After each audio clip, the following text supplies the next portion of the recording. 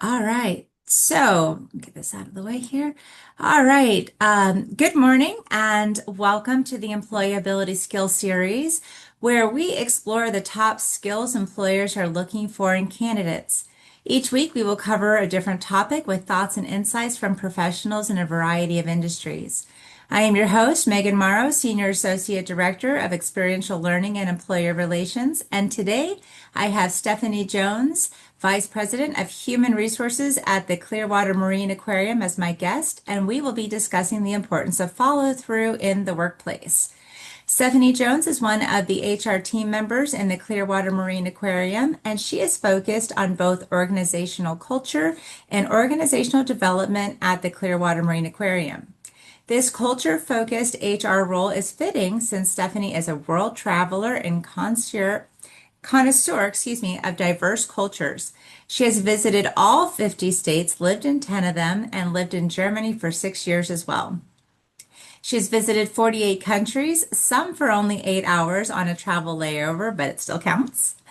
Prior to coming to CMA, Stephanie covered all of the Northeast motorways and the DC airports as the HR director and was responsible for the welfare of 5,000 employees, both union and non-union members. Prior to that, she worked at Tampa Airport and was responsible for the restaurant's union negotiations, HR, risk management, and OSHA safety compliance needs for over 5,000 employees from diverse cultures and backgrounds. Stephanie has an MBA as is SHRM certified and has her professional in human resources certifications. She has served on the board of several HR organizations, but training is her true love. She focuses on organizational development, training, employee engagement, and risk management to create safe and inclusive work environments. Stephanie loves to spend time with her military husband, David, her Cavalier King Charles Spaniel, Zoe, and wishes she had more chances to spend with her daughter, Tiffany, and grandson, Aiden, or am I Mhm. saying that right? Aiden? Okay, it's spelled interesting, who lives in Alberta, Canada. So good morning, Stephanie. Thank you so much for joining with us here today. Thank you very much. I appreciate your having me.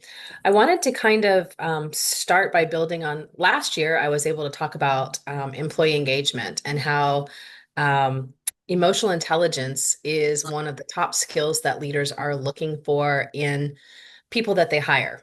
Well, this kind of ties into what I wanted to talk about. I know we talked, it's about follow through, but I'm taking follow through in terms of follow through on getting feedback from people.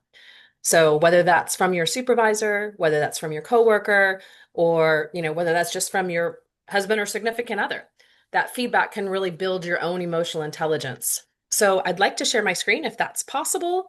Yes, Um, let me stop sharing mine. Okay, go ahead. Perfect. And let's see, screen share.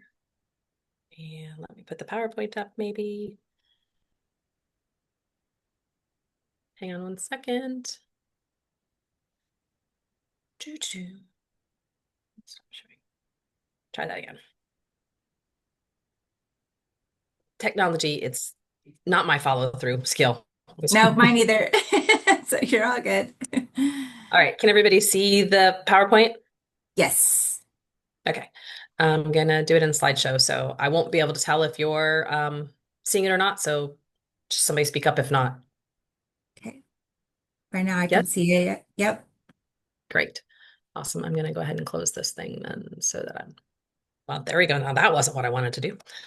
Okay, better? Okay, perfect. I can see it. Yes. Okay. So I think asking for feedback is really hard for people. I remember the first time that I was promoted from a lower level leadership position into a higher level leadership position, and the company decided to do a 360 feedback. And that's where they ask your teammates, people that you supervise, and people that supervise you for feedback. And I got some feedback that was really difficult for me to embrace. Um, and I think you'll probably find this funny, Megan. It's that I talk really fast, kind of like I'm the Energizer Bunny. So I was very put back by it because to me, it's always about go, go, go, go, do the next thing, do the next thing, do the next thing. So I really had to step back and try to embrace it. And one of the things that I've learned about asking for feedback and that difficult journey is that take out what you can from that feedback, embrace those nuggets, and try to make changes on those. So, to me, asking for feedback increases your self-awareness. And to get your self-awareness up, you then become more emotionally intelligent. And the more emotionally intelligent you are, the more employable you are for an employer. So, that feedback helps you understand how your actions and decisions can be perceived by others. It helps you bridge the gap between your intentions and your impact. Um, One of the other times that I got some feedback, I did the emotional intelligence book. And one of the feedbacks that it gave me was that I can see the end before others can see the end. So I just move towards the end result, and then others don't follow me because they can't figure out where I'm going because I never explained where. So to me, I think it's important to understand that as an employee, you're actually going to get disengaged if you don't get any feedback. But it's really on you to ask for that feedback. And the reason you want to ask for that feedback is because it drives your continuous learning. It's a benchmark for your progress. It lets you focus on your personal and professional development.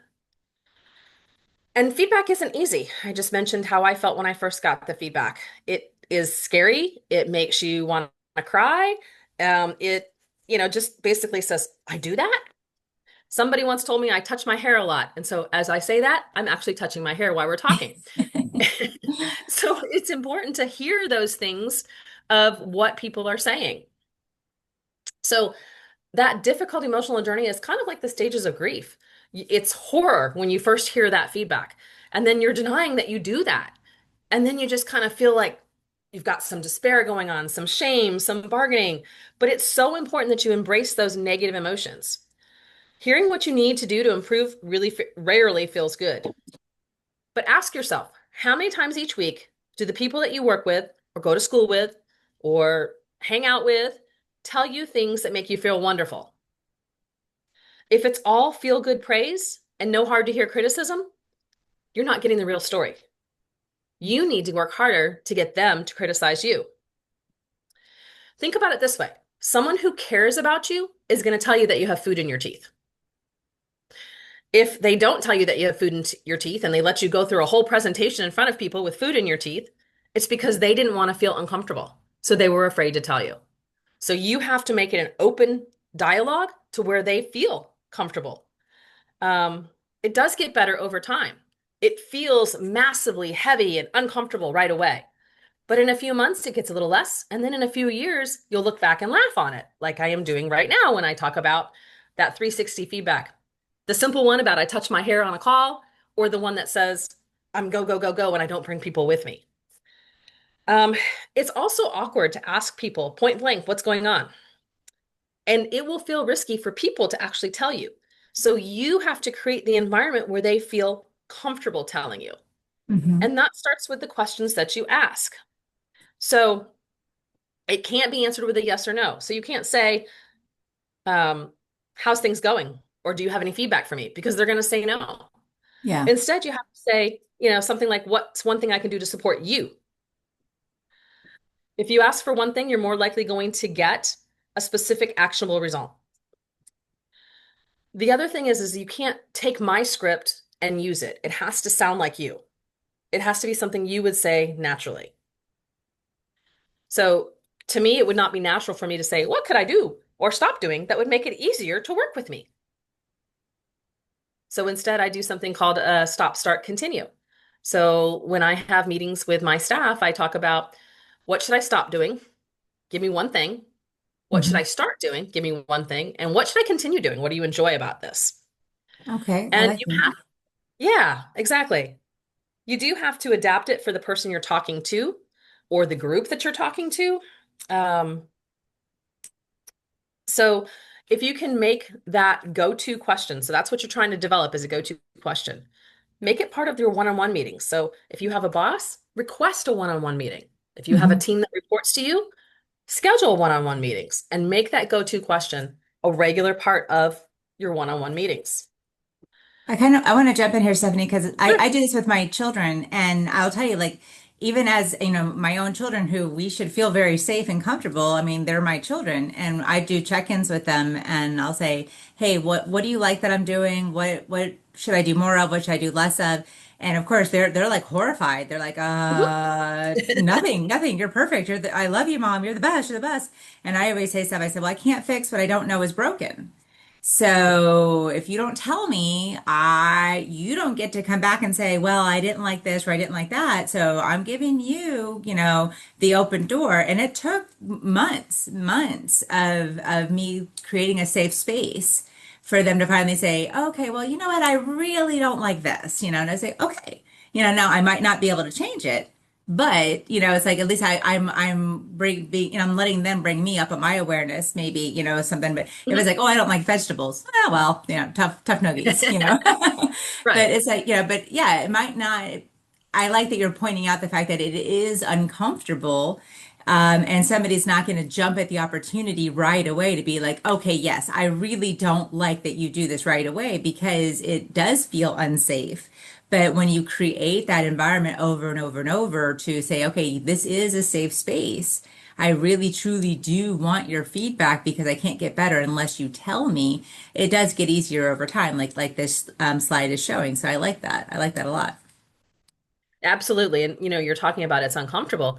Well, once you've created that safe space successfully one time, it's something you can talk about in a job interview. What is one reason we should employ you? Because I can get feedback and improve each and every day. Hmm. You I like know, that. yeah. So you just talked about uncomfortableness. It's tempting to let the person off the hook that, you know, is feeling uncomfortable and you're feeling uncomfortable. So it's tempting to just kind of, okay, fine, everything's fine and walk away. But you can't do that. You're not going to get through the discomfort if you don't address the discomfort. So my suggestion is ask your go-to question and then remain silent for 6 seconds. Give them the opportunity to fill the silence. Um, Very few people can endure 6 full seconds of silence. Most people will fill it and tell you something. So the next piece is you have to set your mind up to listen to understand, not to respond. Most people listen with how they're going to respond, but this, or but I do this instead. Instead, really listen to what they're saying. You need to understand what they're telling you. You're never going to get better if you don't understand. So think about your own motivation. Your motivation is to get better at whatever it is that they're giving you feedback on. Um, so if you say, I hear what you're saying, but they're not going to give you feedback the next time. But if you Mm-hmm. say, I hear what you're saying, let me think about how I can embrace that feedback and do something different. Okay. I They're like more that. likely. Yeah, they're more likely. And then the other thing you have to be careful with is there are different types of feedback. Most bosses are going to give an Oreo type feedback where it's two positive thoughts around one negative thought. And if you're not careful, you're going to miss the negative thought or the criticism. So you got to be very careful to focus and listen to what you're hearing. Like the oatmeal raisin one. Be careful that you don't miss the raisins because that's all positive feedback with a little bit of negative sprinkled in the middle. And so, really listen to understand, really try to pay attention so that you don't miss the criticism. Um, so, you also want to close the loop on feedback. So, it's important to outline what you're going to be able to do. So, you're hearing this feedback, everyone's talking to you, and you're really listening to understand. The next thing you have to do is be aware of your body language. Mm-hmm. Because if you are responding with crossed arms, a scowl on your face, they're not likely to give you feedback again, or they're likely to modify what feedback they're giving you right now to be less negative or less of a criticism, if you will. So instead, you've got to be like, okay, I really want this. I really enjoy it. Please make sure that you're giving me good feedback. Um, Netflix CEO Reed Hastings, he gets a 360 degree all the time, like feedback from his teams. And he actually sends his employees an email that says, I find the best comments for my growth are unfortunately the most painful. So, in the spirit of 360, I want to thank you in advance for bravely and honestly pointing it out to me. So I think that's important that you set the tone that you're going to embrace what they tell you. And you're letting them know, here's the checklist I can create from this feedback. Here's things that I can do differently. Here's things that I can work on going forward. Here's things that I really can't address right now for whatever reason. I think as somebody getting feedback, one of the biggest mistakes you can make is to stay silent after you got the feedback. Mhm. If you participate ever in a 360, they always tell you to go back and tell people what you're going to do based on that feedback. Um, so one time at Facebook, Sheryl Sandberg asked a banker for feedback after a meeting with investors. What could I have done better? And he was completely silent because the presentation was a home run. And so he couldn't think of anything that she could have done better. But she got silent for those 6 seconds. And then at the end of 6 seconds, when he hadn't filled the silence, she says, I know there's something I could have done better. And then he got nervous and then he gave her feedback because she continued to ask for that feedback. She didn't give up. So she said something like, I bet if you think about it, you can come up with something. And then he was like, nothing. I can't think of anything. And then finally, when she didn't let him off the hook, he finally gave her something. And then she smiled and said, thank you so much. I'm going to work on that. I think you have to realize that people don't want to give you negative feedback or criticism, Mhm. but you'll never get better unless you get that type of criticism and unless you're open to understanding for it. The Harvard Business Review says most people want more feedback, and one-on-one meetings are an effective method to achieve this. So, in a group setting, it's not always comfortable to get feedback, but a one-on-one is, and that's up to you to schedule that one-on-one. That's up to you to ask for that one-on-one, to ask for that time for that feedback. And if you start doing regular check-ins or regular one-on-ones, that feedback's going to get easier and easier to do. Um, and if you're following up with them and telling them what you're doing, it is going to get easier and easier. So organizations are looking for individuals that are emotionally intelligent, that are self-aware. And your self-awareness is going to make a huge difference. The only way to become self-aware is to get feedback. It Yeah. may not be feedback you like I touch my hair, but I do. Right. No, absolutely. And I've been doing a lot of research on this younger generation, and according to the research, this generation, this Gen Z generation, is more open to feedback than, say, the millennials or the Gen Xers. The previous generations ahead of them. That they are wanting to grow. So hopefully, they are taking this in and they're saying, okay, what can I do better? Because you don't grow in your comfort zone. You don't grow when you are just staying stagnant and status quo. You won't get better. Like I tell my own children, like I can't fix what I don't know is broken, and if you're asking for it and somebody's not willing to tell you, then you're not going to get better, right? And then your team is not going to get better. But like you said earlier, Stephanie, like it depends on how you are receiving it. Don't ask questions that you don't want answers to, right? So when you're saying like, what can I do better? Then someone's like, okay, well, this is actually what you could do better. And if you've got, the scowl, the RBF, you're just like, I can't believe you just said that to me. How are you going to, take that? How is your teammate supposed to take that, or your supervisor supposed to take that? Because, you're not perfect. No one's perfect. And they're trying to help you get better, and grow as a team because that's the end result, right? Absolutely. In fact, it's interesting that you said the RBF comment because I didn't get a job one time that I applied to, and I actually knew the person that was hiring me. So I asked the person, well, why didn't you hire me? We've worked together before. And he looked at me and he said, well, in this particular position, you have too much of an RBF. And I was like, oh, Yeah. okay. He goes, your next interview, start smiling in the interview. Even if you have to write it down on a piece of paper on your notes that you're going to bring to the interview that says smile right at the top of it. Mhm. Same here. Same here. I tell that story in class all the time because when I talk about nonverbals, and I was like, I was just nervous, but I wanted the job so much. I was the first one there. I sat right up front because it was a big group interview, which was so awkward, but I was so focused, but I was when we took a break, and I had loosened up a little bit, and I was kind of cutting jokes and I was being myself. And the interviewer was like, wow, you're really funny. And I was like, oh, I know. She's like, no, you were so unapproachable. And I was like, oh my gosh, me, like I'm the nicest person I know, I'll tell you. And she's like, no, your face. And I thought, oh my gosh, really? And same thing. I said, why didn't I get the job? And she said, I couldn't get past it. She's like, you were just so scowly and unapproachable and harsh. And I was like, are you kidding me? And that stuck with me, same thing, like, because I had my arms crossed and, Hmm. and it wasn't because I was mean or I was nervous. I was Uh-huh. scared. I was just so focused. I was trying so hard to be professional because I was super young. I think I was in my late 20s, so I was trying to be like super, super professional and super, super focused. And, I was up against these older people who I thought, I've got to be more professional than they are. So I was trying to like, her, and yeah, that comes across very negative. So you're absolutely right. Smile, relax, shoulders back, head up. But, you have to uncross your arms and smile.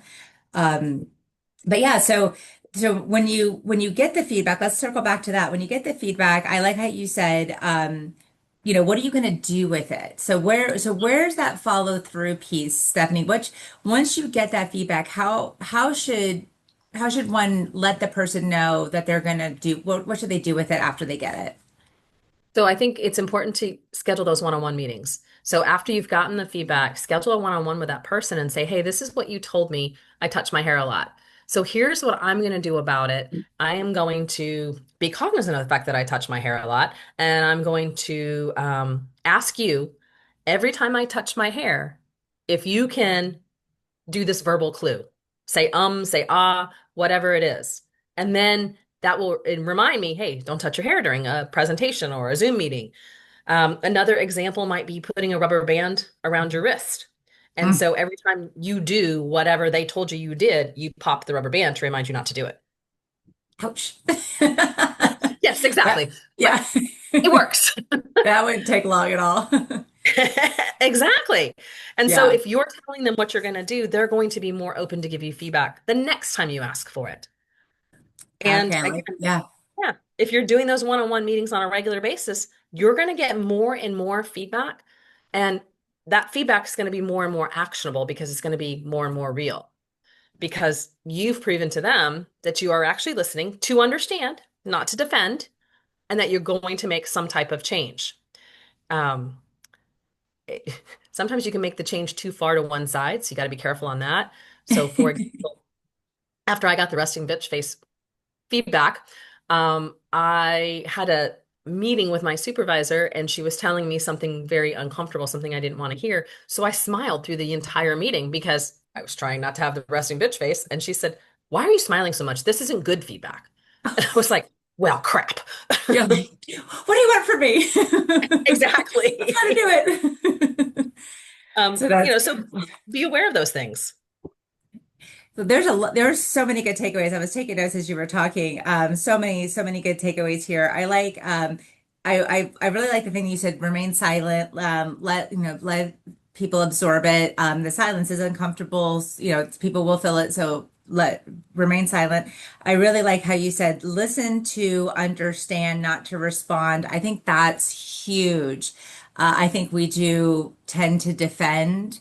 Hmm. Because again, like you said, no one wants to really hear anything negative and wait, no, no, no, well, this is what I do, this is what I do, Hmm. so listening to understand and don't try to defend, just take it in, absorb it, be silent, take it in. And if it is something that that you don't necessarily agree with, just absorb it for a minute, sit with it. And maybe it isn't something that you necessarily have to do. Maybe, then maybe you could just reschedule a one-on-one and say, hey, can we talk about that? That's Hmm. maybe not something that I feel like maybe it isn't something that you necessarily need to, do something about. Maybe that's just a perception that you need to follow through with that other person. But don't be so quick to defend that. I think that's a huge, huge point. So thank you for bringing that part up. I Absolutely. People really, tend to be very emotional and yeah, impulsive in their when they get feedback. 100%. take ownership of it. Take 100% ownership of it, whether it's good or bad or indifferent. You know, the only reason that someone's given you the feedback is to help you grow, unless it's just straight up negative and then that person just, you know, if somebody's just being critical just to be critical, just consider your source. Consider who's Hmm. giving you the feedback.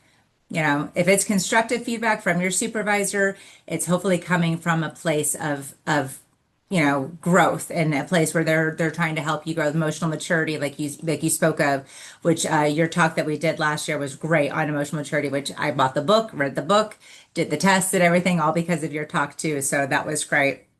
The other thing I wanted to say, and my train just jumped the track because now I can't think of what I wanted to touch on. It'll come to me. Well, you were But we're asking about what do you do with that feedback, and I think it's important to actually reflect on that feedback. So sometimes Mhm, you can't give that person exactly what you're going to do from that feedback right away. You do mhm. have to take some time to think about what the feedback you got was before you tell them what you're going to do. So that rescheduling the one-on-one is a great example. Yeah, absolutely. Yeah, take some time, reflect on it, absorb it, and see what you're going to do about it, and then follow up, follow through with Hmm. the next one to one, and see, maybe write it down, see what you're going to do about it, and then show the person what you're going to do with the follow through. I think that's important too. The other thing that I want to say that you talked about, I'm going to put this back on the screen for our students. Make sure you guys do scan this QR code, guys, for your attendance, or click the link in the chat pod, by the way. But you talked about something in your teeth, whatever. Guys, be that person.